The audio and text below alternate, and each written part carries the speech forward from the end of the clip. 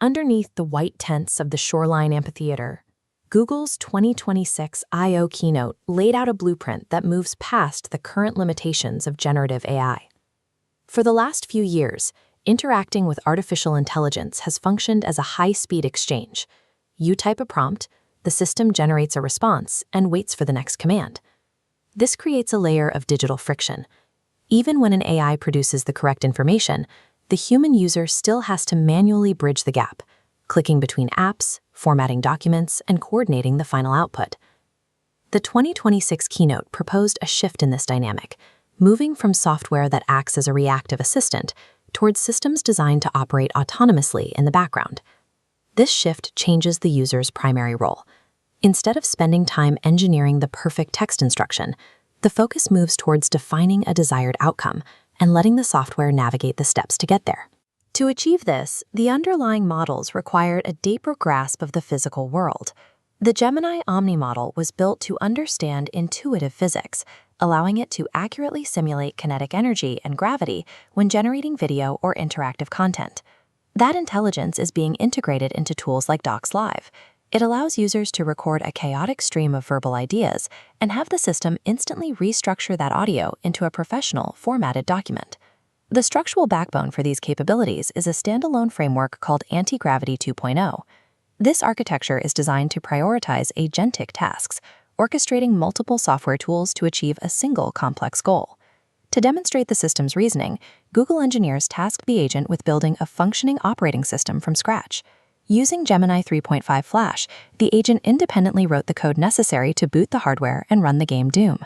This same architecture powers Gemini Spark, a personalized digital worker that operates on dedicated virtual machines in the cloud, independent of a user's local device.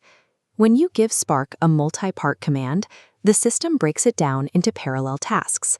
Because processing happens on remote servers, the tasks continue even after the laptop is closed. The agent completes the work without requiring the user to stay logged in.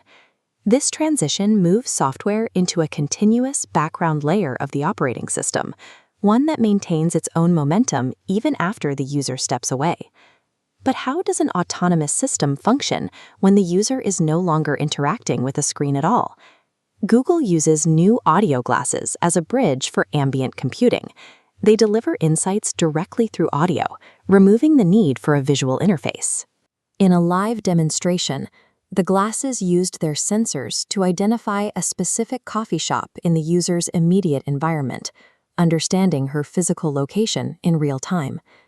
When the user asked to place her usual order, the agent independently launched the DoorDash app on her pocketed phone. It navigated the menus and prepared the transaction without the user ever touching a screen.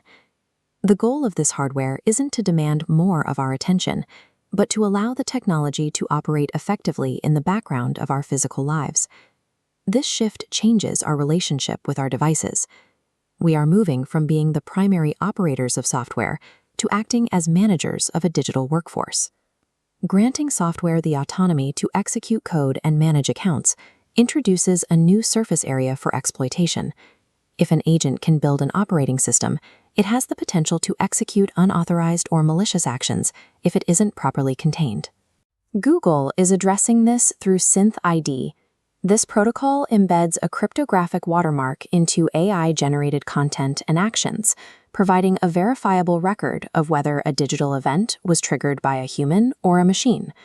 For this security layer to be effective, it requires industry-wide adoption. Major AI developers, including OpenAI and NVIDIA, have already committed to integrating the SynthID standard into their own systems. Securing these autonomous systems is a prerequisite for their application at a global scale. The same logic used to coordinate a calendar is currently being applied to Alpha Earth Foundations, a digital twin of the planet used to model and fight deforestation. In the medical field, Isomorphic Labs uses this agentic architecture to model complex molecular interactions. By automating these simulations, researchers are accelerating the timeline for preclinical drug discovery for diseases like cancer. From the universal cart that tracks prices across the web to the systems mapping new medicines, these tools all rely on the same fundamental shift towards autonomous software execution. By integrating agentic behavior into everyday search results and shopping tools, Google is normalizing a level of software agency that was previously theoretical.